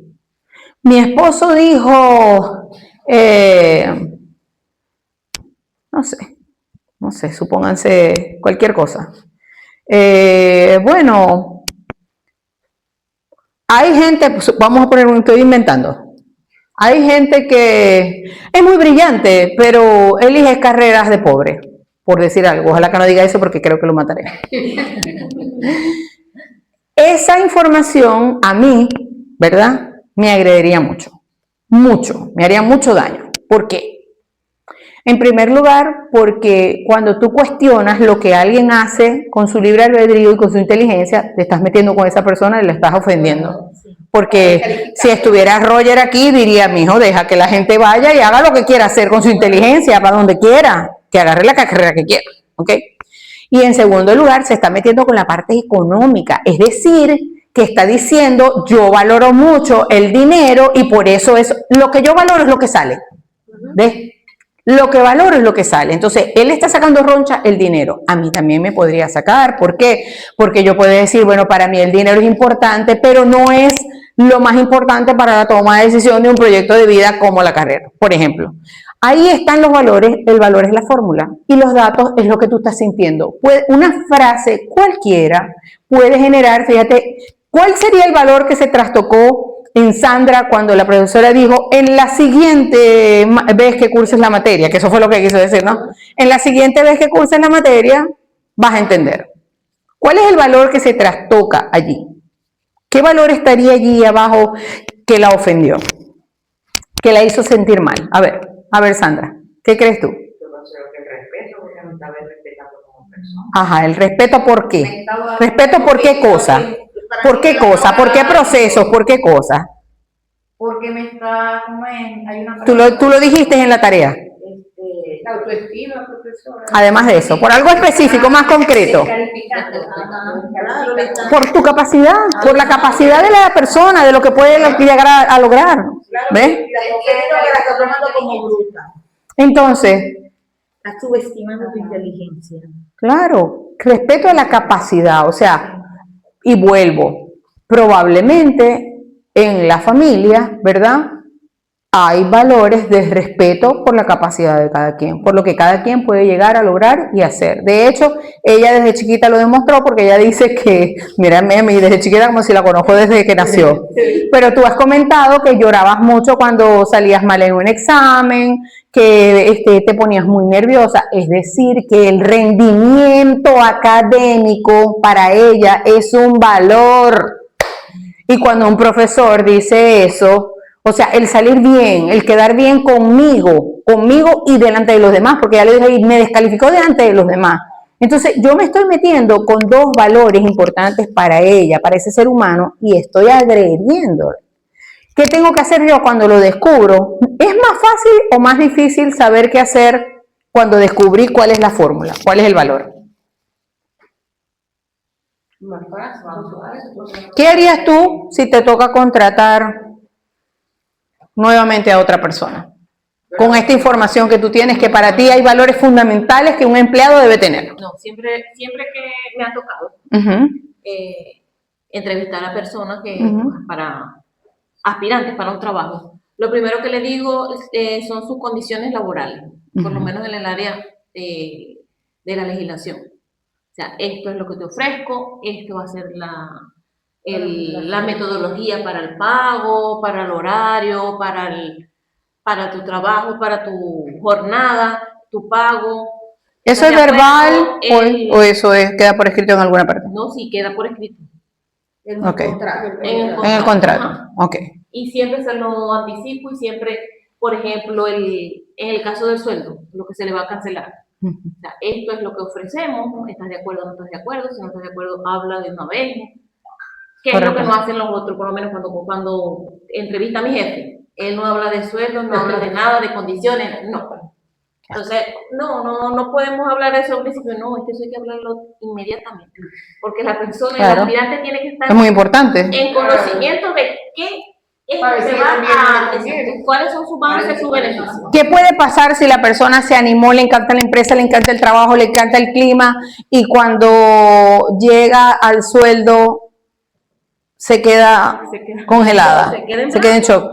¿Qué puede pasar ahí? ¿Por qué la persona puede pasar? Sí, claro. Varias cosas. Puede pasar que la persona se sienta estafada porque tú le vendiste una expectativa engañada. Claro, exacto. Y se siente mal. Entonces, ¿qué pasa ahí? ¿Qué es eso? Emoción, está por debajo. ¿Pero por qué? Porque hay un valor que subyace. La persona que se siente que me estafaron, me engañaron, me ilusionaron y tal, tiene un valor hacia qué, hacia la verdad, cree que lo que le estás ofreciendo tiene cuando tú le dices, por ejemplo, te va a ir buenísimo porque nosotros somos una empresa expansiva, estamos a nivel nacional, nuestros salarios son mejores que todas las empresas del ramo. Claro, todas las empresas del ramo pagan salario mínimo 130 bolívares y yo te pago 250. Pero estoy estafando de alguna manera porque tu expectativa, por eso es muy importante la información al desnudo desde el principio. En el caso de los pasos de Susan Davis, entonces ella dice, desmenuza lo que estás sintiendo, describe la emoción, describe todo con detalle. Segundo, pregúntate tú por qué. ¿Por qué me sentí así? ¿Qué fue lo que más me molestó? ¿En qué momento me empezaron a sudar las manos o la taquicardia o la presión en el pecho o la característica que yo tengo cuando me siento molesto o con miedo? Porque las emociones son muchas, ¿no?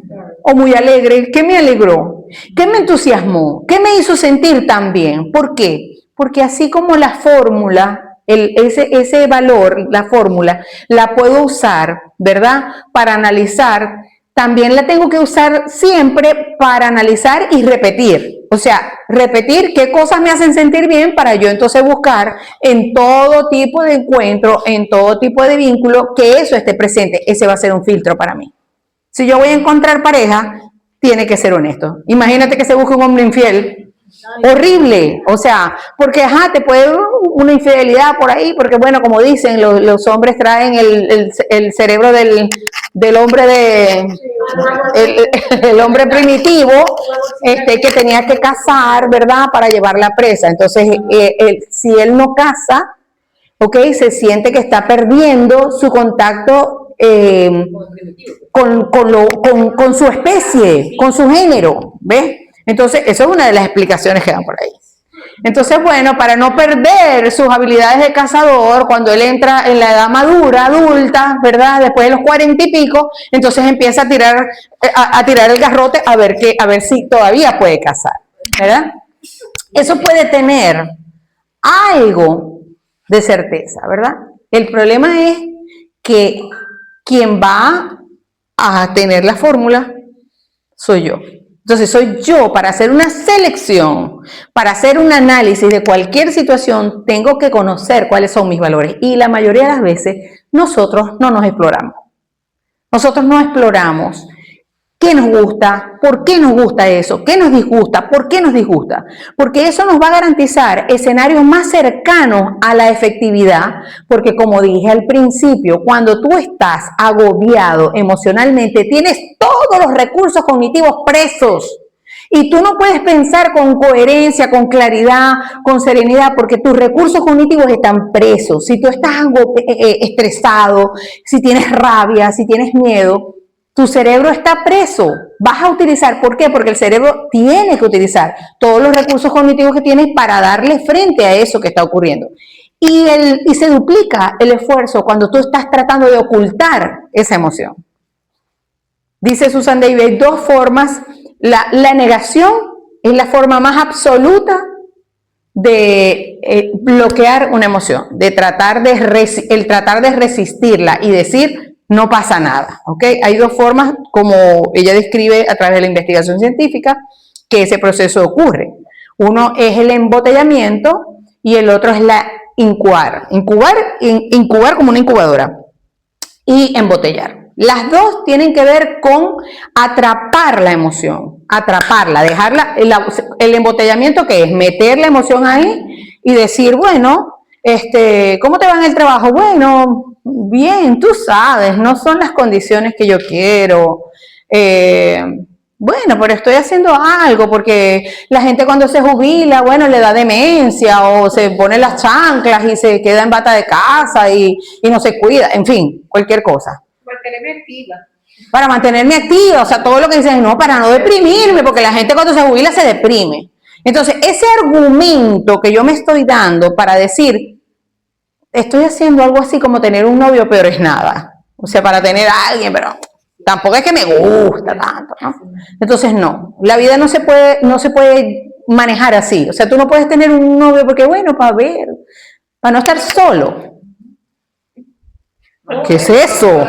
O bueno, voy a tener un trabajito, tú sabes, para estar ocupado. No, yo tengo que tener el trabajo que me encante, que mis recursos cognitivos estén ahí entregados a él.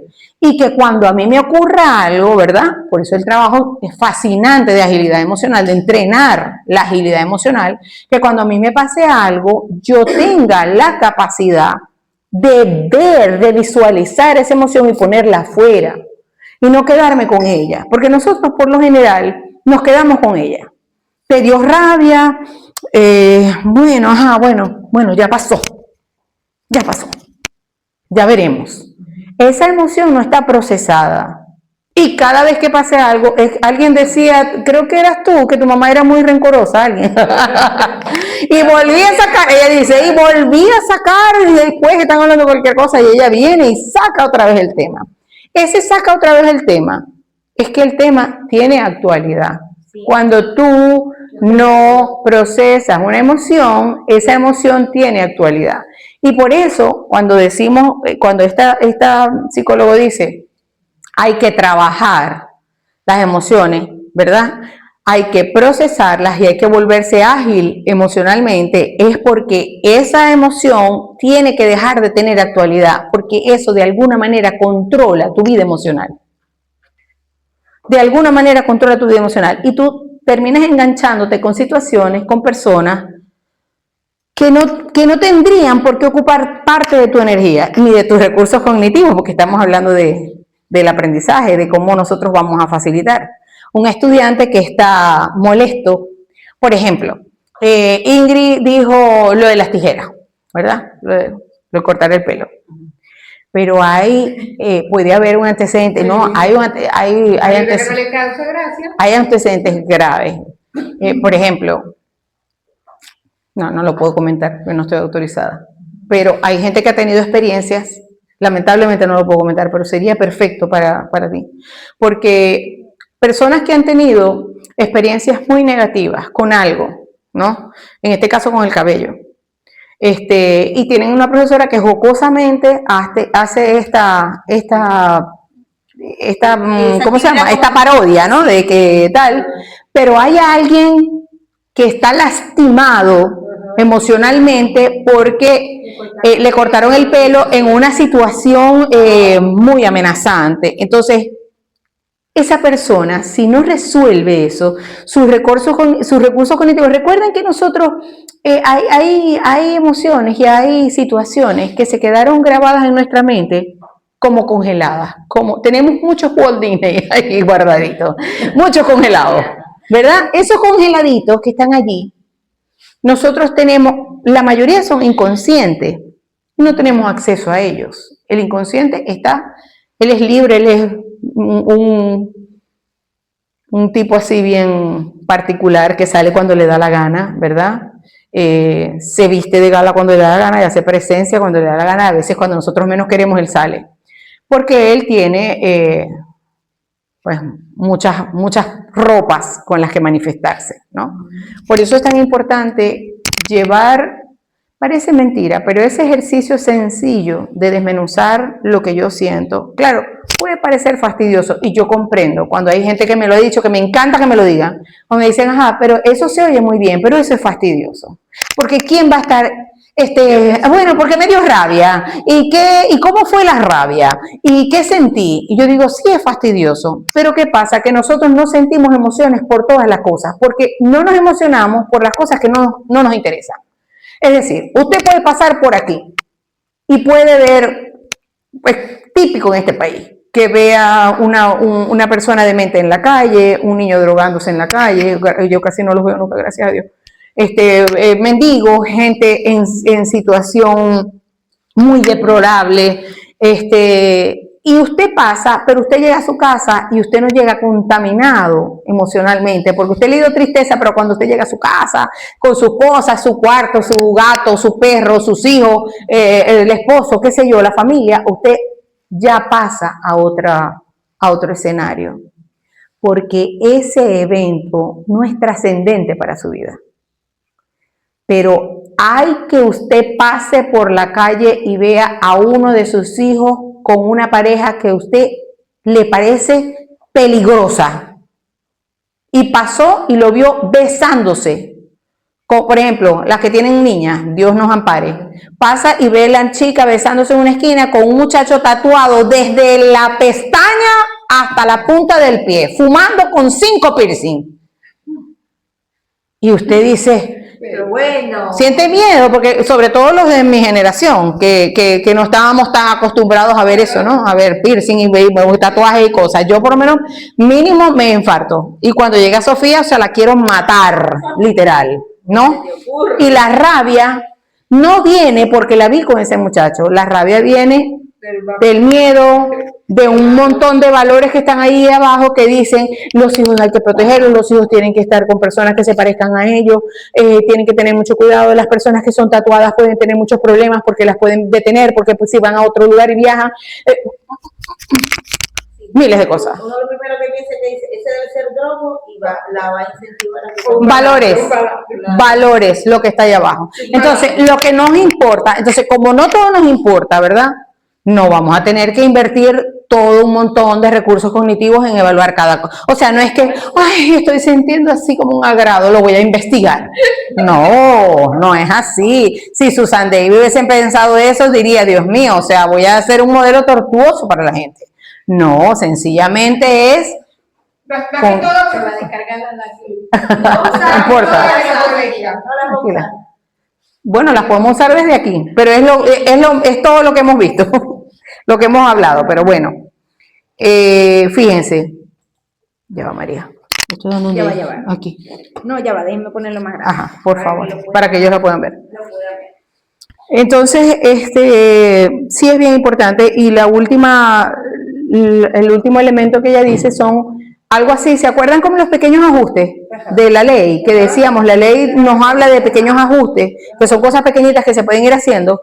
Esta señora nos dice que son micro avances, es decir, nosotros sabemos, por ejemplo, que si hay algo que nos molesta, hay algo que nos disgusta, entonces ella dice, un ejemplo que me parece buenísimo. Ella comenta una pareja que siempre se empezaban hablando y terminaban discutiendo, ¿no? Que tal, que sí, pero tú me dijiste, pero yo te acabo de oír. Entonces, ella empezó a trabajar con la persona y dice, bueno, hay que hacer micro ajustes. ¿Por qué discuten? Porque la persona llega, tiene el teléfono, sigue trabajando, a mí me molesta mucho. La persona no deja el teléfono, me dice hola, pero leyendo el teléfono y se sienta viendo el teléfono y los muchachos le llegan y le levanta la mano y sigue viendo el teléfono. Entonces, ¿qué pasaba allí? Bueno, que para mí es muy importante el tiempo de calidad, el tiempo de familia, eso es un valor. Para mí es muy importante la comunicación, el encuentro, el disfrute. Eso es un valor. Entonces, como ese valor se estaba trastocando porque la persona, entonces la pareja le decía, pero es que tú llegas a la casa y no nos paras. Entonces, pero ¿cómo que no les paro? Si yo trabajo y produzco y hago de todo para que usted, todo lo que hago es para traer, para proveer. Sí, pero tú llegas y no nos haces caso. Pero ¿cómo? La persona no entendía. El no hacer caso es que yo necesito que nos mires, yo necesito que nos dediques tiempo, yo necesito que converses con los niños, que les preguntes cómo fue en el colegio, que me preguntes cómo me fue a mí. Es decir, hay que describir qué es lo que me molesta, qué es lo que me gustaría y cómo lo puedo hacer diferente. Entonces, ¿qué decidió esta persona? Dijo, bueno, si yo no estoy obteniendo resultados porque la persona no está entendiendo qué es lo que quiere, entonces yo lo voy a hacer, no voy a pelear, cuando llegue la persona le voy a recibir, hola, ¿cómo estás? ¿Cómo te fue? Todos te estábamos esperando para verte, para abrazarte, y bueno, como estás ocupado, te vamos a dejar. Y eso era el único argumento que decía la persona. Todos estábamos esperando para verte, para hablarte, para abrazarte, pero como estás ocupado, te vamos a dejar. Al principio no se daba cuenta la persona, pero ella entendió que era una estrategia positiva porque primero no estaba peleando, ya no estaba peleando. Segundo, ya no se estaba enganchando. Y tercero, la persona estaba tranquila, seguía ahí en el mueble igual con su teléfono y tal. Hasta que la persona se empezó a dar cuenta que qué pasa, ¿por qué no están aquí? ¿Por qué ahora no vienen y se quedan conmigo? ¿Hay algún problema? ¿Qué está pasando? Entonces ahí la otra persona empezó a moverse, pero el paso lo dio esta persona con un cambio pequeño que fue, no voy a pelear, voy a saludar, voy a hacer lo que quiero hacer, lo que yo necesito es que me mire, ¿qué tal? Bueno, lo voy a hacer yo, lo voy a mirar, voy a llevar a los niños para que lo miren, para que lo abracen y ya. Y vamos a ver qué pasa. Ella dice, la gente cree que hay que hacer, o sea, unos cambios radicales, que hay que mudarse de país, ir para París, hacer una declaración delante de la Torre Eiffel, y no hay que hacer nada de eso. Son pequeños ajustes que tengan que ver con el valor que está afectándose en mí y ver cómo yo me voy sintiendo. ¿Ok? Ok, entonces, resumiendo, el vínculo pedagógico es absolutamente importante en educación. Nosotros ya, si lo hacemos o no lo hacemos, es asunto nuestro, pero ya tenemos conciencia, ¿ok? Que puede quedarse una huella más de 35 años en mi mente de algo que en la primera clase un profesor hace 35 años me dijo. ¿Ves? ¿Por qué? Porque no hubo un vínculo afectivo de tipo agradable que además garantiza la fluidez del proceso. Me imagino que esa materia sería muy dura para ti, para atravesarla. Ok, entonces, fíjense, dice, el vínculo pedagógico, ¿te machuca, María? No, Ajá. yo que no. El vínculo pedagógico es crucial para el desarrollo afectivo del proceso de aprender. Eso lo dice Yasmira Robero. Ay, yo le estoy dándole donde no es. Aquí. Ok, emoción y cognición. Lo efectivo es lo afectivo. Eso lo dice esta frase que me encanta aquí. La Dice, emoción precede a la cognición. Fíjense, la emoción precede a la cognición. No hay pensamiento. Sigue, es una base emocional previa. sí, Y una base emocional previa. no hay pensamiento sin una base emocional previa. Todas ustedes están aquí por algo. Algo las trajo aquí. Que representa un mover. La emoción, el motivo es una movilización de energía para algo. Yo vengo aquí por algo. Algo me movilizó, algo me tiene aquí. Ok. Ajá. Eso lo dice Casasus en el 2007, que es un colombiano, ¿verdad? Que trabaja mucho con la importancia de la vinculación emocional y de la vinculación afectiva de los profesores con el estudiante, ¿ok? Muy interesante porque él hace una propuesta que no tiene lo que decíamos al principio, o sea, donde no hay confusión, no se confunda que es que tenemos que ser amigos del estudiante, que tenemos que ser muy simpáticos, que no, nada de eso. Usted puede ser una persona muy seria, muy, de repente una persona que no establece, que respeta mucho el espacio proximal de la persona, la distancia, pero aún así usted establece empatía, usted establece respeto por las opiniones, da libertad. Basta con que el clima sea de confort, o sea, siempre hay que generar un espacio de confort, que no es el que tenemos ahorita por la electricidad, pero bueno, un espacio confortable, que por lo menos a nivel humano la gente se sienta no amenazada. Miren, desde el bebé en el útero, el bebé describe incluso todos los expertos de biología molecular y todo lo que es la epigenética y todas las evoluciones, toda la biología de las creencias, que es como el tema más fuerte de aquí en cuanto a esto de las opciones que tiene el bebé.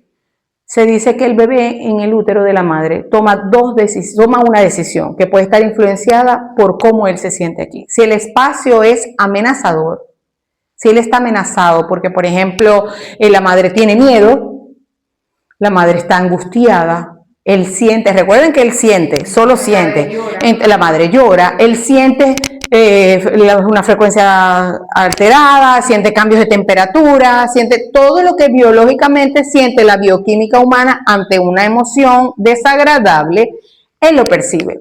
Y eso el bebé lo percibe, lo dicen los investigadores, lo percibe como una amenaza. Y él tiene que tomar una decisión. Entonces él decide subsistir y luchar por la vida. En esa lucha puede haber agotamiento, puede haber algún desorden, puede haber asfixia, puede haber de todo. O sea, puede haber muchas cosas que llevan a ese bebé a nacer de una determinada manera. Mientras el bebé que siente, ¿verdad? Que la madre está happy, él siente toda la bioquímica. Recuerden que él es alimentado por la placenta y ahí está la bioquímica pasando todo. Si tú estás contenta, él está endorfinado, él no tiene, el cortisol de él es solamente para que se levante en la mañanita y después se va bajando para que él pueda dormir en la noche porque su mamá eso es lo que le transfiere. Ese niño tiene otra decisión, toma la decisión de nacer, de estar, de aquí estoy, la presencia de la vida está en mí. la libertad para vivir con una expresión plena de vida. Mientras que el otro aprende que tiene que luchar por la vida, este aprende que la vida es bonita, que va, aquí voy, aquí vengo yo con todo, ¿no? Entonces, fíjense que desde la biología de las creencias ya se está investigando que el bebé ya percibe el clima como amenazador o como un clima agradable en el que vale la pena vivir. Entonces, si eso lo sabemos desde que estamos aquí, pues nosotros que somos adultos y conscientes, podemos trabajar, ¿verdad?, para generar ese clima en los espacios, en los escenarios donde trabajemos. Porque además... Parte de la seguridad para explorar. Ya va. Ajá. Base de la seguridad para explorar, correcto. Y humanismo aplicado al aula. Base de la seguridad para explorar porque nadie quiere hacer una pregunta si tiene miedo al profesor, ¿verdad que no? Si tú tienes miedo, o sea, y eso pasa en todas las relaciones humanas, si tú tienes miedo, si tu papá tiene una autoridad castrante, fortísima, y tú tienes una duda, ¿cómo te le acercas a un papá que tú lo que te imaginas es que te va a pegar un grito? Tú ves el niño temeroso, ¿me puedes dar permiso? Porque yo voy a jugar. ¿Y con quién? Ya. O sea, tiene que haber una base de seguridad para yo sentirme en libertad de poderme expresar. Y humanismo aplicado al aula, definitivamente. Lo que dice Roger. Tú tienes que ser libre para poder tomar tus propias decisiones. Si tú no estás en libertad, ¿verdad? Tienes que tomar una decisión. Y además él habla de otra cosa que es maravillosa, que es la fenomenología. O sea, no es lo que está ocurriendo, es como tú procesas el fenómeno. O sea, puede estar ocurriendo algo maravilloso. Por ejemplo, una fiesta, ¿verdad? Con mucha bulla, con mucho escándalo, con muchos globos y cosas, puede ser muy chévere para uno y muy amenazante para otro. Entonces, la fenomenología te da el carácter de que la vida ocurre en una dimensión absolutamente individual, porque lo que está ocurriendo afuera es un fenómeno que tú percibes de una manera diferente, y por eso tú puedes tomar la decisión, y entonces él pasa de lo fenoménico a lo existencial, porque dice, del fenómeno, como tú lo percibes, tú vas a existir, tú vas a tomar la decisión de cómo vas a vivir la vida en actualidad. O sea, bueno, yo voy a hacer esto porque esto me gusta y porque además esto es amenazante para mí. Entonces, bueno, por ejemplo, miren, algo que yo no podía entender y bueno, después entendí que son los radares que tenemos incorporados. Joven, hija de padre alcohólico. Las dos figuras referentes masculinas con alcoholismo y llegan al final de la vida por cirrosis hepática, ya en un grado crónico de alcoholismo. Persona profesional con una carrera, una profesión bonita, terminada. Y los primeros años comienza a trabajar en trabajos diversos y trabajos que exigían muy poca preparación, muy baja preparación. O sea, un trabajo que podría hacer una persona, incluso que solamente hubiese terminado primaria. ¿Por qué? Con tanta capacidad. Y luego de eso, pero trabajos dignos, ¿no? Luego de eso, un trabajo donde hay que lidiar con gente que toma, servir bebidas. Y yo decía, ¿por qué ocurre esto? Porque hay programas. En lo que yo me siento cómodo, ¿verdad? Puede ser algo desagradable, pero yo me siento cómodo porque conozco esa realidad. Si yo tengo un papá autoritario, ¿verdad? No me va a molestar, o sea, voy a saber vivir con una pareja fuerte de carácter, porque estoy acostumbrado, es una dinámica que conozco, ¿ok? Pero, como yo siempre le suelo decir a mi esposo, le digo, yo sé lidiar con el mal carácter, porque mi papá tenía un carácter muy fuerte, pero no sé lidiar mucho con la infidelidad, porque mi papá era lo más fiel que yo conozco en la vida. Entonces, eso sí me cuesta, porque no lo conozco. Y lo que tú no conoces, a veces incluso hasta te da miedo, ¿verdad? Sí. Entonces, es muy importante tener esas consideraciones. Ok, ese es el humanismo de Roger. A ver. Enfoque central en la persona es el modelo de Carl Rogers y también de Abraham Maslow, ¿verdad? Maslow lo conocemos El todos. humanismo sería una corriente de las más idóneas en la actualidad. Sigue siendo un enfoque muy poderoso porque, primero, la esencia del ser humano es la libertad. O sea, tú no puedes, por ejemplo, si tú intentas detener el crecimiento biológico de algo, lo que pasan las geishas, ¿saben la experiencia de las geishas que le amarran el pie? ¿Qué ocurre? Una atrofia. Sí. No es que, el pie, como le pusieron eso, creció hasta ahí. No, creció hasta ahí, pero con una atrofia, es decir, el organismo se deformó, exactamente. Entonces, en esencia, el crecimiento del ser vivo y del ser humano más aún es en libertad. Tú necesitas, incluso tanto es la libertad que tú puedes tener una genética que la puedes transformar. Si tú comes mucho, si tú comes muchas grasas, ay no, pero es que mira, su mamá es delgadita y mira cómo es él. Porque tú puedes libremente, de acuerdo a tus comportamientos, transformar hasta el físico, ¿sí? Entonces, yo creo que el humanismo está en la esencia del ser humano. O sea, aun cuando la persona diga, no, yo soy, no sé, muy conductista, hay humanismo en todos, porque pues el conductismo también crece, también evoluciona. ¿Ves? Tú no te quedas estancado, ni el conductismo se quedó estancado, porque él empezó con el conductismo pavloviano y terminó siendo esquiniano, y después conductismo social. Entonces todo evoluciona en la vida. O sea, yo pienso que el humanismo está en la base de la vida misma, ¿no? Del ser humano mismo. Y Maslow también, sobre todo los Correcto. como que pirámide.